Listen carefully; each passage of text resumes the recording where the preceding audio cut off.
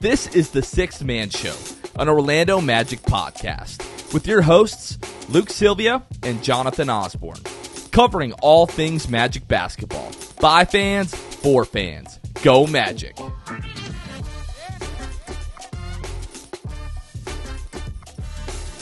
What's going on, Orlando Magic fans? You guys are back with the Sixth Man Show. Today is February 19th, 2024. Jonathan Osborne here, as always, joined by my co-host, Luke Sylvia. Luke, we just wrapped up All-Star Weekend, finished the All-Star game. We'll talk about all of that. I just took cold medicine like 15 minutes ago, so we probably have like 5 minutes before I start to get a little bit out of hand here. Yeah. How are you doing? I mean, I'm better than that for sure. Yeah, for sure. You're gonna just start talking crazy, and then eventually you're just gonna head to the desk. You're just gonna hit the deck. So that's how this episode's probably gonna end. But I'm good. I learned about where I hold All-Star Weekend when I have a guy in it. I learned where I hold that in priority and what I value, and we can talk about that later. But I have a stance on it for sure. And your stance is All-Star Weekend sucks. Let's just do that. I'm going to preface this really fast. If you enjoyed All-Star Weekend, you thought it was awesome, or if you want to hear like high-level, intelligent basketball conversations, shut this off now. That is not going to be what this is. It's the All-Star break. We don't have any Magic basketball to talk about. The All-Star Weekend in its current state blows. So if you don't want to hear like old men like get off of my lawn kind of stuff, shut it off. Yeah. Luke, go ahead. Thank you. What I learned is that I don't care about Paolo Banchero on All-Star Weekend. Like, not the events themselves. Yeah, right. So the stuff that I'll tell you, the things that I have enjoyed most about Paolo Banchero being named an All-Star was his initial being named an All-Star, right? Okay, our guy got the respect that he deserves. I'm glad that we are getting to that point. Orlando is finally getting put back onto the map. Shout out Shaquille O'Neal. And we can... Too soon. Yeah, and so at this point, yeah, that's what it's about.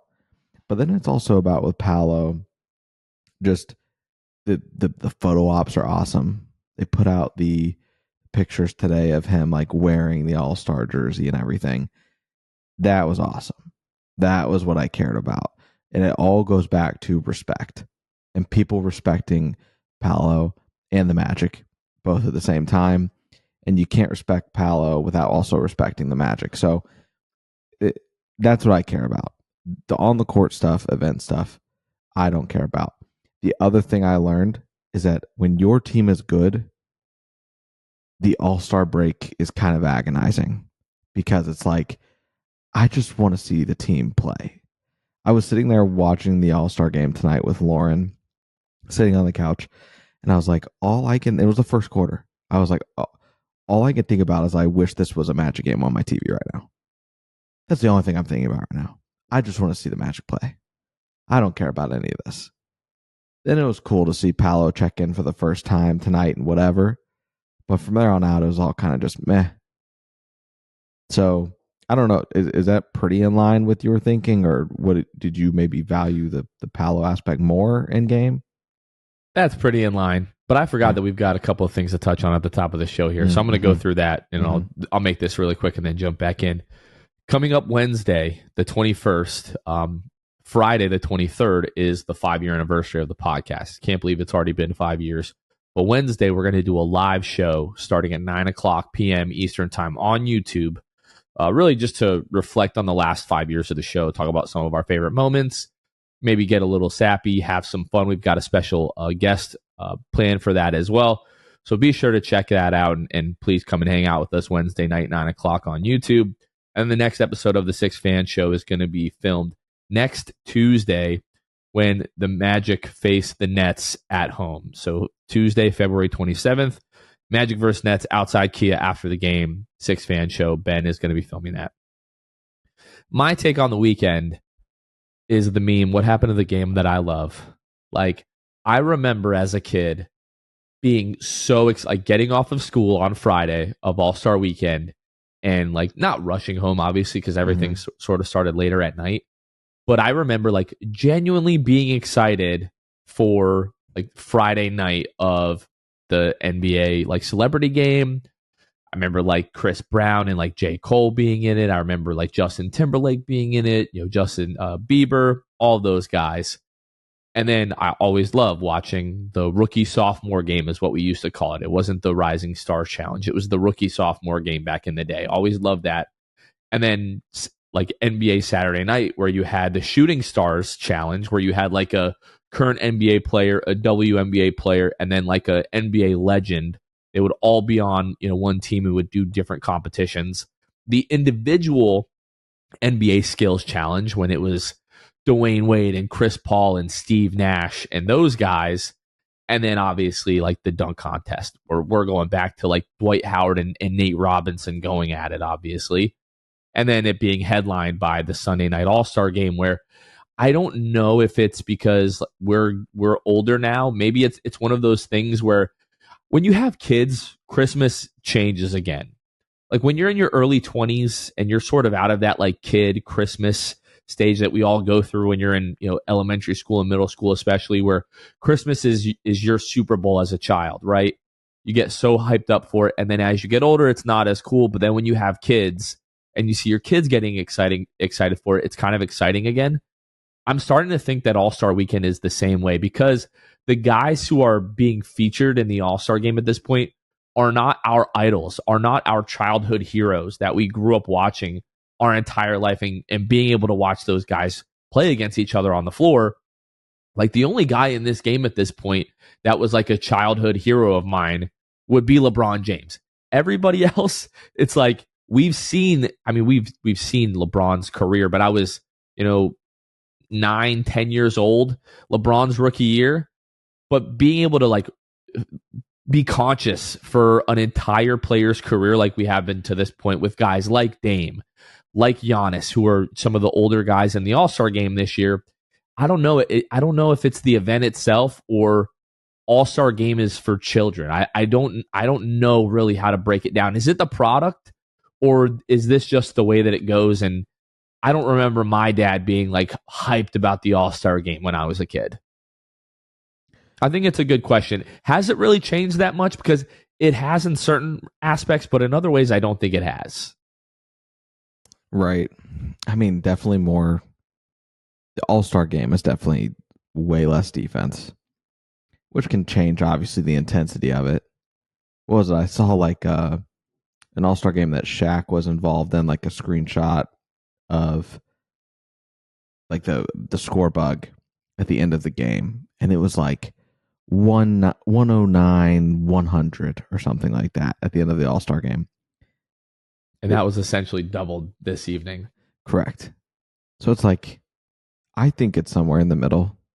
As much of a cop-out answer as that is, I think that it's definitely the balance between the two. Like, there's no way it's not. Because it is tough to know for sure. Because like you said, unless we go back and ask our parents, who like, let's be honest, I don't know about your dad, but like my dad doesn't care about the NBA. No. As much as I ever have or ever will, right? Like, he just doesn't. And so it's hard to go back because I don't really know. So it's so tough to gauge. And I don't know, like, maybe like guys like who are podcast personalities talk about it still, like a Bill Simmons. I will be interested to see what he says. And I'm hoping that he compares it again to just like tying it back to what it used to be. Because it is an interesting perspective that without their perspective, we don't really know. We can't have the answer to your proposition, to your question. I don't know I really don't know. My gut reaction is no, it's always been like it was awesome as a kid. But it's like there's the caveat as a kid, right? So I don't know. But listen, the Nate Robinson, Dwight Howard dunk contest, that was fun. And I just don't know if it was fun because it was like Nate Robinson, like obviously Dwight with the cape, Nate Robinson wearing the all green Knicks jersey, right? We all know what I'm talking about. We all know what that looked like. So I maybe there's quite a bit of nostalgia, I'm sure. And nostalgia always wins. That's how we got back to an East versus West All-Star game instead of like captains picking teams. I think that was more of the almost embarrassment of Jokic being almost the last pick last year. Right, but also you look at, like, even I was looking at the ESPN app, right, throughout the weekend, and I always would see East versus West All-Star, and I felt nostalgic. And it's not even been gone that long, but it comes back, and then we're quickly reminded East versus West wasn't the answer that we all wished that it was. And nobody plays defense. Unless I love offense. I don't really care. But when guys are just like blowing by and uncontested, nobody's within miles. I'm like, all right, that's kind of ridiculous. But at the end of the day, I understand, and I've came to the conclusion that defense is just never going to get played again in an All-Star game. And I think that we are headed towards a similar thing that the NFL had to do. I hope it becomes more like contest related, and the NBA is going to do it better than what we see from the NFL product. A freaking snapping competition, they have their hands tied. There's only so much they can do. But I'm hoping that they'll bring back some of the maybe things that you talked about, where it was like the groups of 3, and they have that comp, the shooting comp, and whatever. Basically, the skills challenge, but maybe just a different wrinkle. And the Steph and Sabrina thing, we could talk about that because I genuinely had fun with that. It was way better than I thought it was going to be. The skills challenge, which Paolo Banchero talked about, like wanted to take that like really seriously this year. I don't think that we saw Paolo's best effort in that, if I'm being 100% honest. But the skills challenge is a complete freaking sham now. Mm-hmm. Like the slalom run where like the chest pass is as big as like the Eye of Orlando. Like it's completely ridiculous that they're asked to even do that. And then like the passing thing where they're going back and forth like this, like the bounce pass, yes, that's difficult. But the chest pass through this thing that has like a 12-foot diameter, whatever it is. I'm not a, geometrist by any stretch of the imagination. We got that. But man, I was really afraid I was going to mess that word up. Just I don't even know if that is a word to be honest with you. Probably not. But yeah, Anthony Edwards taking the corner threes with the left hand. I was like, okay, we're absolutely not taking this seriously. Scotty Barnes shooting the half court shot, backwards was a little bit ridiculous. I think the answer with the dunk contest is you get voted into the dunk contest from now on. Like we take the best dunks from like the regular season and fans vote on who they want to see in the dunk contest. And then like, unless you want to be the worst person ever, you just do the dunk contest. Because the days of seeing guys, like Dwight Howard, one of the best players in the league at the time, in the dunk contest, I think those days are long gone.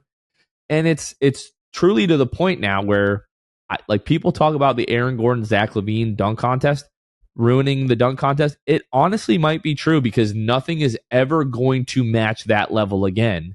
Like the level of just sheer athleticism and creativity that we saw in that dunk contest, I find it almost impossible that anything will ever touch that, because it wasn't just the difficulty of the dunks, is that each of those guys was hitting them on their first try. It could not have ever been a more perfect NBA dunk contest. And I think it's just ruined it for everybody forever. Do you think the answer is, because I think I'm okay with this at this point, replacing things like the dunk contest with a more drawn out version of what we saw with Steph or Sabrina, where you do bring in people like Clay even next year? That feels like Steph, that's in their press conference, that's what he really felt like he alluded to, bringing in Clay, and then Sabrina can bring in whoever. We all would love to see Caitlin Clark in that type of competition. But shooting, it's different, because with dunks, there's so much pressure to be creative and execute. But with shooting, you can't tell me that that every one of those guys didn't want to win that 3-point competition last night that were in it. It's hard not to. Shooting is a pride thing. That's if I think I can win a competition, like if I'm competitive, which all these NBA guys are, if I'm competitive and I can shoot the basketball, I promise you're going to see a show put on in the 3-point competition. And that's what we got last night. So it's almost like the creativity has really driven players away from doing it. And it also doesn't help that we've seen everything under the sun, unless you are a professional dunker, which nobody in the NBA is. The closest thing to a professional dunker as far as creativity that we've seen is Aaron Gordon using stuff and utilizing everything from the hoverboard and whatever, and Mac McClung. Right? All like in the current day, that's what I would say, is that those are the closest things we have to professional dunkers, and it's not going to get any better. It's just not, because professional dunkers, that's what they do. They dunk. NBA players, they don't, like, yes, sure, they can dunk, but they're not doing the creativity. They're not sitting in the lab creating dunks that they can do.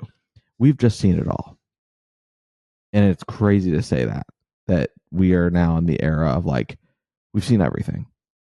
What else can they do besides making props crazier and whatever else? The LED court being incorporated in the dunk contest was cool, but it didn't like make me think, man, this is really bringing the dunk contest up a level. Because at the end of the day, I just want to see cool dunks, but I've seen them all. It's a really tough spot to be in, to be honest. I think also like the evolution of social media doesn't help, because even outside of like the best guys in the NBA, like the actual like professional dunkers around the world, to your point, like outside of the NBA dunk contest, when you look just around the world at other like legitimate professional dunk contests, we really have seen it all. So even, what, like you go back and watch like the Michael Jordan, Dominique Wilkins, slam dunk contest, iconic, but mid. I hate to be the guy to say that, but mid. Even when we talk about like the Vince Carter, outside of like that Dominique MJ dunk contest, like the Vince Carter one is probably like the most iconic. Mm-hmm. The Aaron Gordon performance just blows it away, to be quite frank. Even the Zach LaVine, what was it, like 2015 was, I think that was the Oladipo year when Zach LaVine won it the first time. Then the next year, 2016, Aaron Gordon, Zach LaVine was talking about going back to back and all that kind of stuff. So to me, like, again, the AG one is just so by far and away the best. To your point, talking about like the Steph, and if it's Steph and Clay and Sabrina and Caitlin next year, like that's awesome for now. But what happens when Steph Curry isn't around anymore? Like nobody's going to reach that level of shooter and what we expect. Like the 3-point contest is always going to be fun. Like they always have the best shooters in the league, do that. It feels like maybe there's a way to even get that to another level. Maybe it's taking that from 8 to 12, and there's even another round to that, or maybe more guys go into the next round, because as much as like that is sort of the focus now at times of the NBA All-Star Saturday night, feels like it just goes by so quickly. Like you have 2 rounds and it's over. Like to me, I want to see a bit more of that, and find a way to make that even a little bit more exciting. I guess a little bit more competitive, because there's not a ton of drama in that event, I guess is the way that I would say it. But I love the Sabrina and Steph event, and looking forward to see how they can do something like that next year. Just get rid of the belt. Like I felt like that was a little bit silly. But yeah, for overall, I thought that event was pretty fun. Yeah, it was gimmicky, obviously. Whatever, it is what it is. At least look, if you're going to do a belt, get a real belt. Like that looked like it was made out of styrofoam. Like if you're going to go that route, like make it like bring out the WWE spinner belt. If you're going to do something like that, I think the belt will ratchet it up. The stakes will ratchet up a little bit next year. Now that they realize people love it, really, it just didn't do in part that like Steph and Sabrina put on a show. If they didn't, we wouldn't be doing this next year. If it was lopsided or whatever, unless it was Sabrina by a landslide, that's not happening again. But I think that even if I don't even know if it's adding rounds to the 3-point competition, just give me different shooting games. Just give me a variation. Like there's so much creativity to be had and putting points in certain spots, and we saw it a little bit with the skills challenge, right? But I'd still love to see it like a 2v2 situation. I just like that, or a 1v1, whatever it is, man. But I don't think like the group stuff is the way when it comes to shooting challenges. Skills challenge, that like it wasn't awesome, right? Like, but the concept is there. Shooting is there. I think you just need to lessen the amount that are shooting at one time. It has to be 2 or 1. There's just a lot of different avenues you can explore when it comes to shooting. I think you just go all out on that because again, there's no creativity involved. There's just rules. It's just like, hey, you make this shot, you get this amount of points, or whatever it is. I really do think that's the answer, and you just do away with the dunk contest.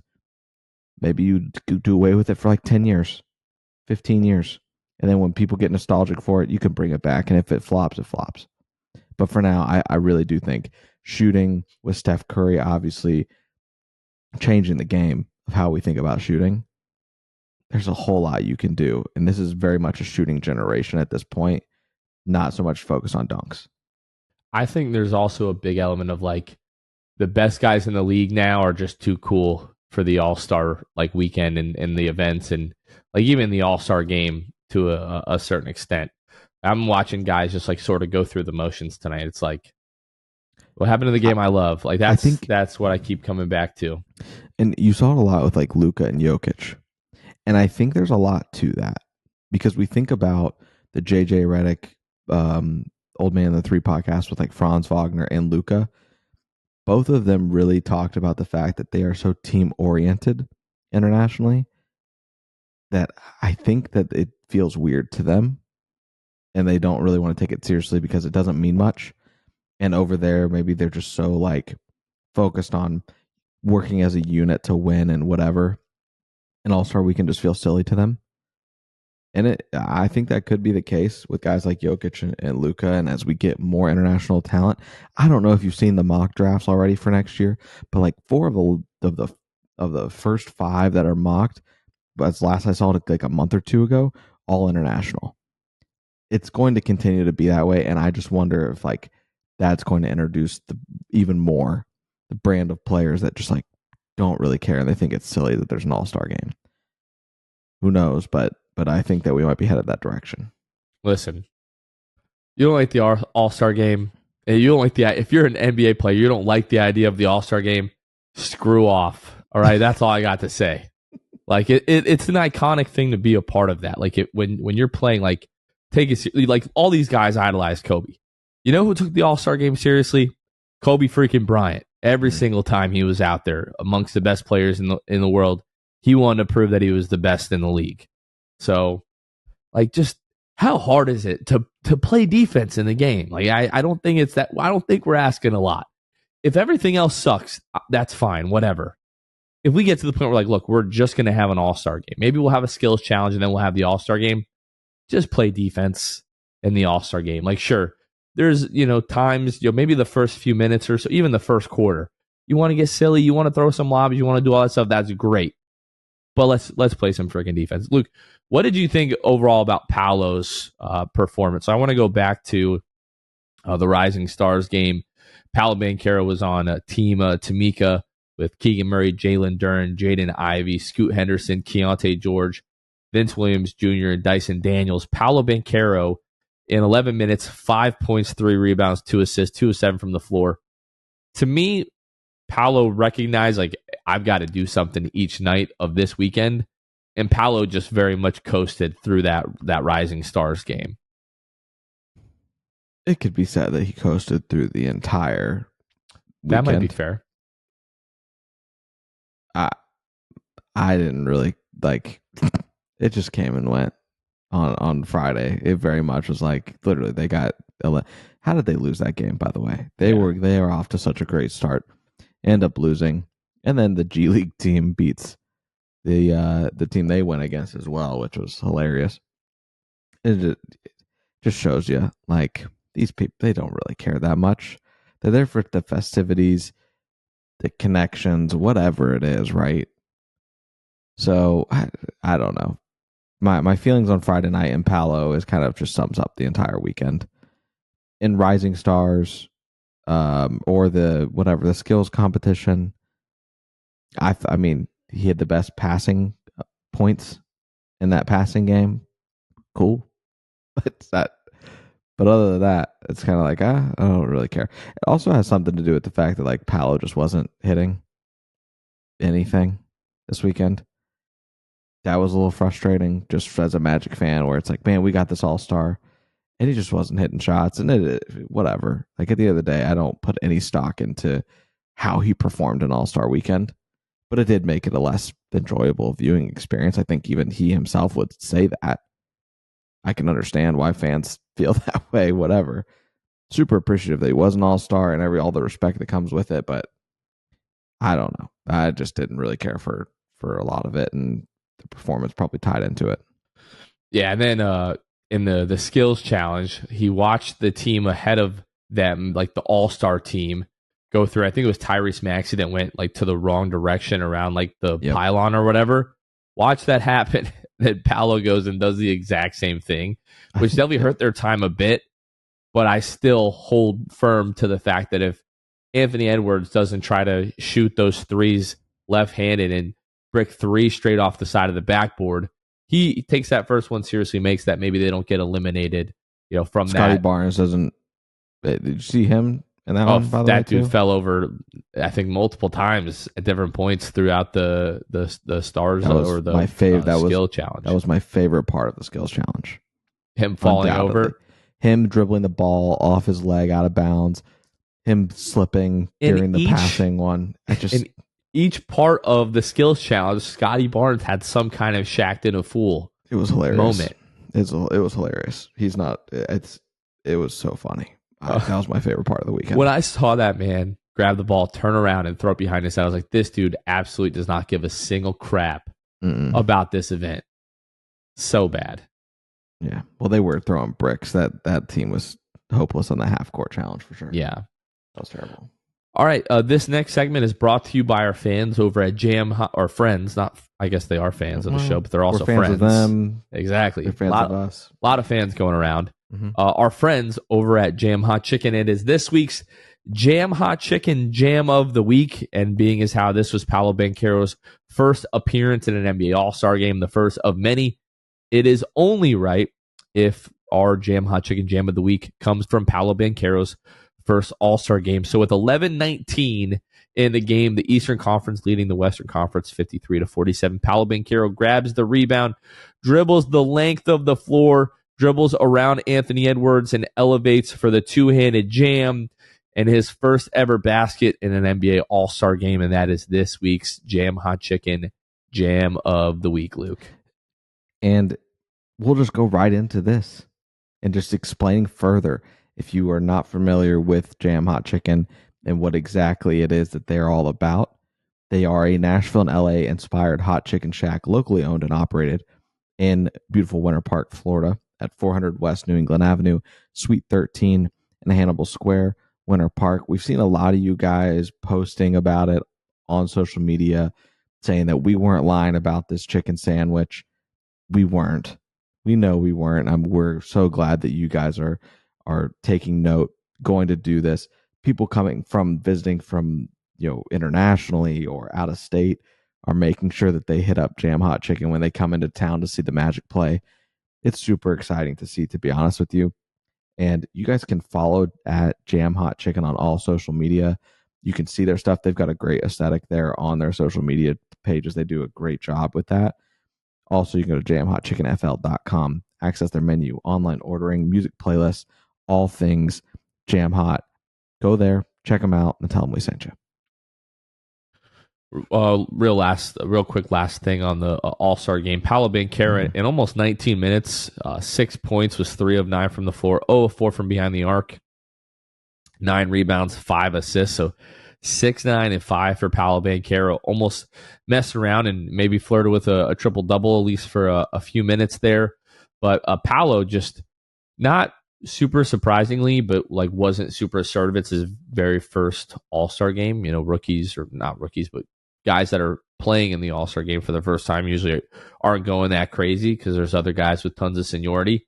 But Paolo, even in the All-Star game, just like fantastic teammate. Like plenty of times where he could have just went up and got his own shot, but like Paolo Banchero always does, makes the right play. And that 5 assists. Let's see, that ranked him. Let's see, how many other guys had more assists? So, Tyrese Dame. Oh, those were the only other guys on the team that had more assists than Paolo Banchero. His 9 rebounds, Luke, led all All-Stars in the game. Paolo led the game with 9 rebounds. Our All-Star, Paolo Banchero, baby. Yeah, I mean, if he's not shooting well, he's going to get other people involved. Maybe too passive for some people's liking. I've seen a lot of that type of commentary. Whatever, man. He's just trying to stay in his lane. Maybe not create too much spotlight for himself in his first All-Star weekend. You have to appreciate that to an extent too. But as Magic fans, we really wanted to see him be assertive and take over and have great moments like Tyrese Halliburton did. Because he had the moments early on in that game that were just a ton of fun, and you just didn't want to see him miss. He just kept going, and that's the fun of All-Star weekend. I don't want to see you just run and dunk the entire time, wide open, uncontested. If you're going to shoot uncontested, I would love to see you shooting 35-footers, right? 40-footers. Dame pulling up from half. That's what we're here for offensively. That's the type of stuff we need to see. But yeah, our guy Paolo distributing, rebounding, doing the things we know him to do. What did you think of like the moment before the game where like Paolo comes into the locker room and is like, taking photos of his jersey hanging in the locker? To me, that was one of my favorite parts of the night, and definitely one of my favorite parts of the weekend. That was super cool. And I also loved when he was getting introduced. You could just tell like he was taking it all in and was really taken aback by the moment, it felt like. Paolo's not super emotional, and he's talked about that, but yeah, he was awesome. And so for that moment that he had was awesome as well. It's just been, we also got to see had we seen it before? It just got a lot of recognition, the Paolo Banchero logo. No, I literally just linked that to you. I was going to ask you about that next. Like, what were your thoughts on that? Because I think it's sick. Last year we saw like the P5 logo that they, released at like during like the Rising Stars game from last year. Mm-hmm. But this new one where like it's like a P and then like the curl of the P like turns into the 5, but it also looks like a B in certain aspects. Like, I know it's not going to be that long before Paolo Banchero gets his own signature shoe with Jordan. And the fact that like the logo has been sort of reworked, and I really like it. It's really sick. Like, I would absolutely buy that hoodie right now if it was available. I love it. Yeah, I have no issue with it at all. I'm hoping all of that becomes available here soon, and we can cop some P5 merch. All right, that's enough complaining, I guess, for All-Star Weekend. I hope they find a way to make it awesome again, because this weekend it was just very, very meh. I think that's probably the best way that I can describe that. But want to go ahead, give a special shout out to all of our wonderful patrons. They are the folks that help make each and every episode that we do through the season and throughout the All-Star break and into the off season and everything like that. If you would like to, sort of join the mission and help us on our journey here of creating and growing the Orlando Magic fan base and just creating new diehard Magic fans, you can join our Patreon at patreon.com/the6man show with different levels of benefits, like joining our Discord channel. Our Discord channel at this point has, I think, close to 60 different patrons in it, literally talking about basketball and Orlando Magic basketball, especially like 24/7, unless like Luke is, spurring some kind of like Pixar movie debate like he did a couple of weeks ago. But if you're interested in joining our Patreon, you can find us at patreon.com/the6man show.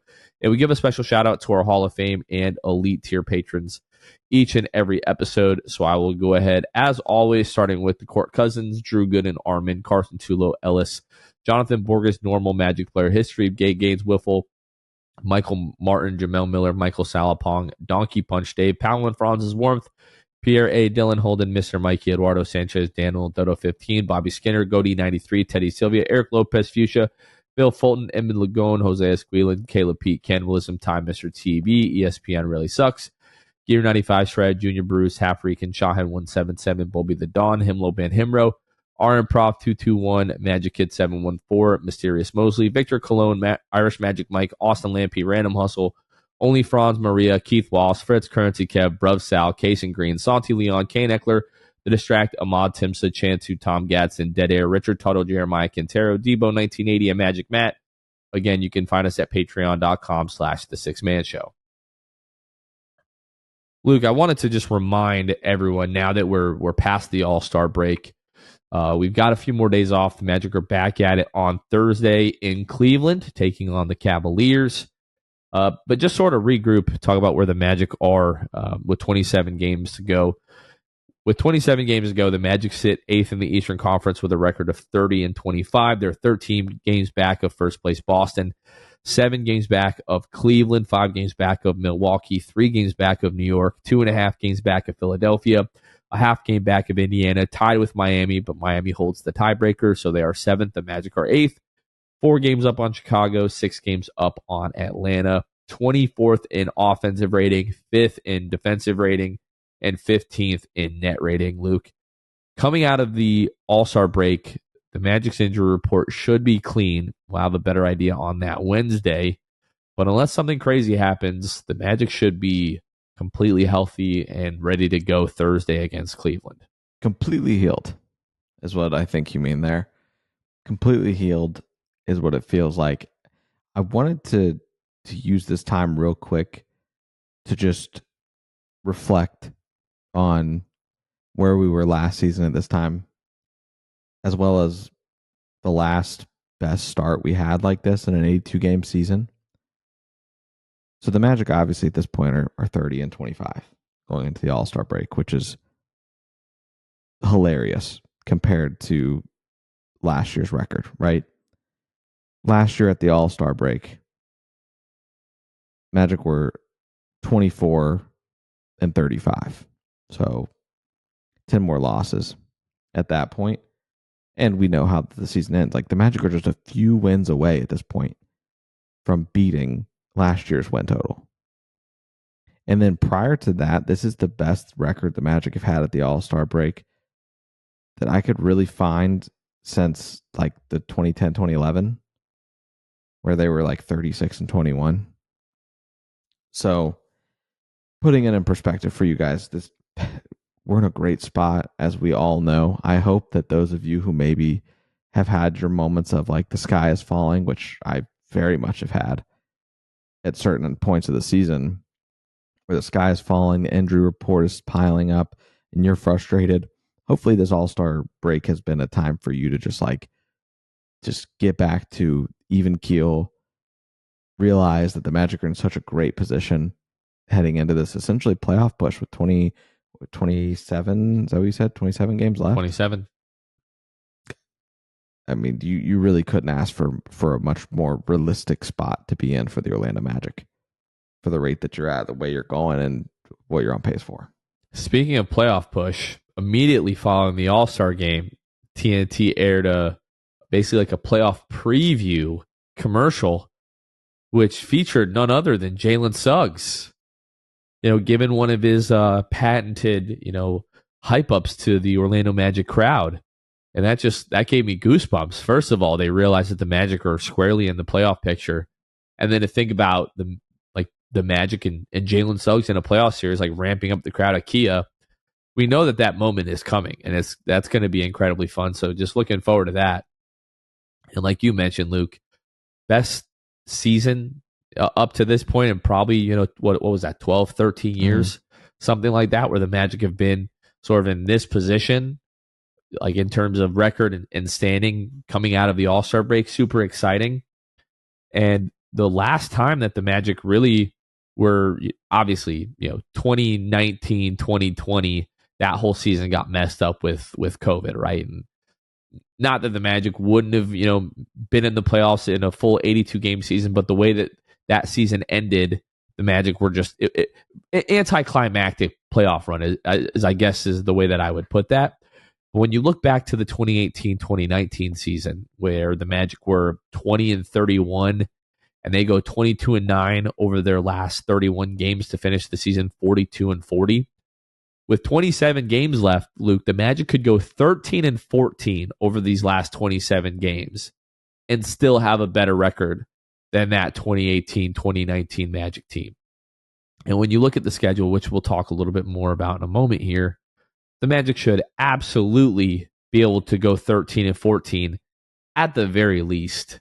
Like we're looking, you've talked about this. I think Philip Rossman Reich echoed your sentiment, although I'm sure it was his own individual opinion, obviously. But I heard you both say that 46 wins is not out of the realm of possibility for this Magic team. Like if you go 16-11 over these last 27 games, which is entirely possible, the Magic are sitting at 46 wins. And that will probably be good enough for 7 or 6 in the Eastern Conference. So just really excited for this team. Like Paolo was coasting, through this All-Star weekend, and that's fine. I don't care about that at all. I hope it's just due to the fact that he has bigger things in mind. He's like, get me out of this All-Star break. This is awesome. I love that I'm an All-Star. This is such an honor to be here. I'm literally living a childhood dream come true. But the Magic have bigger things in mind. The Magic have bigger goals in mind. And it starts next Thursday against Cleveland and these next 27 games, Luke. I would not be surprised if the Magic end up, 16-10, or like 18-8, over these next, or what would that be? 18-9, sorry, over the course of, or 16-11, I guess. I'm not good at math. I think the cold medicine is starting to take its effect here. But I would not be shocked if the Magic just go on an awesome run here over the next 27 games and find themselves as high as 5 or 6 in the Eastern Conference. They have everything that it takes to do it. They absolutely can do it. If we take a look, just at the last couple of years and sort of the improvement that the Magic have made coming out of the All-Star break, like last year after the All-Star break, Luke, the Magic were not good offensively. They were 26th in the NBA in offensive rating.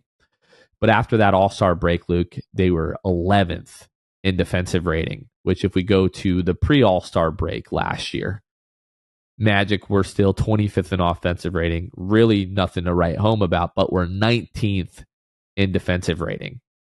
If we go to the year before, Jamal Mosley's first season, before the All-Star break, the Magic were 28th in offensive rating. They were 24th in defensive rating. We go to after the All-Star break. Again, offense didn't take a big leap. They were still 29th in offensive rating, but we're 7th in defensive rating. These Jamal Mosley teams, Luke, he just has a tendency of getting them to play their best basketball late into the year. And so far, we talked about it a few minutes ago, the Magic are 5th in defensive rating in the NBA this year. Are they going to take a massive leap? No. But we've talked about this really since the offseason. And once it seemed like everyone was going to be healthy, I genuinely believe that the Magic have the defensive personnel to be one of the top 2 or 3 defenses in the entire NBA. And if they can get to that level, if they can be the number 1 or number 2 or number 3 defense in the entire league over the course of the next 27 games, more often than not, they're going to be putting themselves in a position to win and going on like a 16-11, 17-10, 18-9 run to finish the season is totally possible when you look at this schedule. So this is where we'll go now, Luke. Thursday, you're at Cleveland, but then you're at Detroit, at Atlanta, home for Brooklyn, home for Utah, home for Detroit, at Charlotte, at Washington.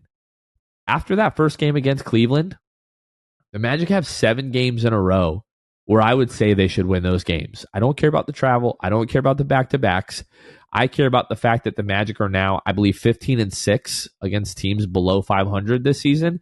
And each of those 7 teams that I just listed are all below 500. After that game, you're at Detroit. You're home for Indiana. You're home for Brooklyn. You've got to get this one against Brooklyn. Both of these games against Brooklyn. Brooklyn is not better than Orlando, and Brooklyn has destroyed you in both meetings this year. Magic have to find a way to redeem themselves with those 2 games against Brooklyn. And then you're at Toronto, you're home for Toronto, you're home for Charlotte, you're home for New Orleans, Sacramento, Golden State, LA, Clippers. Then you're home for Memphis, home for Portland, at New Orleans, at Charlotte, home for Chicago, at Houston, at Philadelphia, home for Milwaukee. And when we get into that last week of the season, at Milwaukee, at Philadelphia, home for Milwaukee, those games very well may not matter for those teams in terms of standings. And we may see those teams rest their superstars. The more and more that I look at this, Luke, like 16 and 11 over the course of the next 27 games should really be the floor. Yeah, I know this is a 500 team, mostly around 500 this year, but we have history of Jamal Mosley teams playing better later into the year. It's time for this team to lock in. And if they can just figure a few things out offensively, Luke, and really dial it up defensively, this should be one of the best defenses in the league over the course of the last 27 games here. Before the season, Jonathan, your prediction when we looked at the schedule was 43 and 39, I believe. Correct. If the Magic were to win 43 games this year, knowing what we know now and being where we are, that would mean that they went 13 and 14 to end the season. Would you be disappointed, given all the context, if the Magic finished the year 43 and 39? Yes, I would. I'm right there with you. I predicted 42 and 40. I mean, with mine, that'd be like them winning 12 of the last 27. Just not acceptable. No, and really context is important here, and the schedule is the context. The teams you're playing, the amount of games at home. I don't know that 16 and 11 is the absolute floor, but it's close. It's 16 and 11. It's 15 and 12. That's where, like, I would say maybe, 15 and 12. That feels good to me as far as a prediction too. But I really think that, you absolutely can win 46 games, which is crazy. Because what was it? You made a 12-game jump last year from the year before, win-wise. And then you go to 46 wins this year. It would be awesome. I hope it happens. And you've got all the things going your way to make it happen. You played well enough to keep yourself afloat heading into the All-Star break. The 9-game win streak near the beginning of the season, kind of buoying yourself in that tough stretch, December and through January. I'm really proud of this team, and I think that you absolutely can finish well above what we predicted before the season. Luke, those last 3 games at Milwaukee were like starting with Wednesday, April 10th. So the 10th, the 12th, the 14th at Milwaukee, at Philadelphia, home for Milwaukee. What would you put the odds are that like those games may not matter for those teams? I don't know. 50-50? Maybe it's tough to know. Milwaukee, if they do what I predicted at the end of last episode, they're going to be scratching and clawing to try to get their way up the standings, because I said that they would essentially be passed by the Knicks for that 3rd spot. Just by the way they're trending, Doc Rivers, all that kind of stuff. I don't know how that's going to end. Is there any timetable on like Randall and Anunoby coming back yet? I don't know. I feel like I heard something about after All-Star break for like Dante DiVincenzo and stuff like that. But I don't know what the timetable. OG might have fallen in that category, but I'm really not sure. Yeah, OG had surgery about 10 days ago, and he's going to be reevaluated in 3 weeks to remove a loose bone fragment from his elbow. So that sounds like a guy that they're probably still not going to have back for a few weeks. And then Julius Randle, he's supposed to be reevaluated about this time. So we're going to know more about his status. To me, like, sure, it's awesome for them to get like Dante and like Isaiah Hartenstein back, but moving forward without OG and Julius Randle, I think it's going to be really tough for them to be they'll be competitive, obviously, but I would expect them to hover around like 500 without those guys in the lineup. And I am looking at the Bucks, for instance. Last year they went 58-24. I don't know context, so don't hold me to this. But if you're asking me if it's possible that they're in a position, and some of these teams that were playing near the end are in the position of resting guys. Last year, final game of the year, the Bucks were starting Beauchamp and like Giannis nowhere in sight, right? And I think that there's definitely a possibility, but all right, I have no idea. This combo has gone just off the rails for what I intended. I did think I was going to get a little bit quicker of an answer. The reason that I bring that up is because outside of those 3 games, Luke, even if you include those games, 16 of our last 27 games are against teams that are below 500 or out of the playoff picture as it currently is. I don't think there is a team that's outside of the playoff picture that is above 500. So we could just say most of these teams are they're either out of the playoff picture or they're below 500, because Atlanta is technically in the playoff picture, but they're below 500. You take away those last 3 games where it may not matter, then it's 8 of the last 27 games. If those last 3 games aren't really consequential, because like Milwaukee may not be worried if the Knicks and like the Philadelphia 76ers just fall apart, which if they don't get guys back in a hurry, it looks like Philadelphia is going to continue to slide, in the Eastern Conference without Joel for sure. But Milwaukee, like, who knows? It might not really matter. But we're talking about 27. So we're talking about 16 of your last 27 games are coming against teams that are below 500. And this year you have been, I think it was 15-6. Yeah, you're even better, 16-5 against teams that are below 500. So for me, you're going to win a couple, of those games against teams that are above 500. But if the Magic have another level to get to in these last 27 games, that's why I feel like 16-11 should be the floor. It really should be. Like, if this team doesn't get to 45 or 46 wins at this point, I'm going to be a bit surprised, barring Orlando Magic luck happening, which is bad luck. With the win percentage factored in against teams for the Magic this year that they play again that are teams under 500, the Magic should go with 16 of these games being against below 500 teams. The Magic should go 12-4 based on how they performed against them throughout the season so far.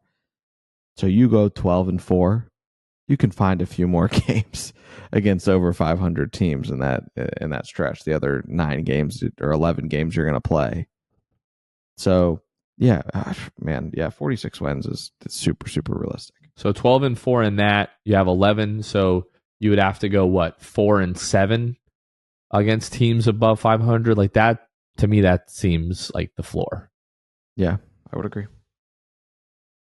All right, Luke. I mean, that's really what we're looking at here. It's important that the Magic get off to a good start here, coming out of the All-Star break. The guys have a few more days of rest, and then we'll be back into it this Thursday against Magic versus the Cavs. I think that's going to do it for this All-Star break edition of the Six Man Show. Do we want to do week ahead today or on Wednesday?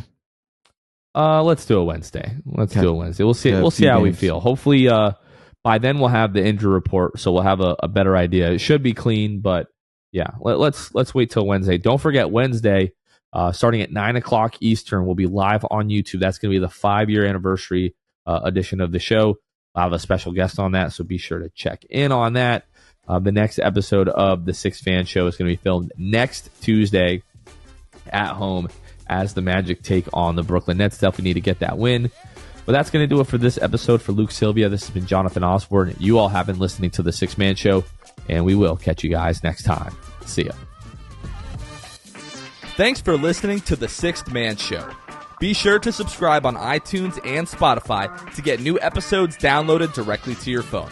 If you enjoyed the show, please take a minute to give us a 5-star rating and a review. It helps out the show a lot. Follow us on Twitter, Instagram, and Facebook at Sixth Man Show. We'll catch you guys next time. Go Magic!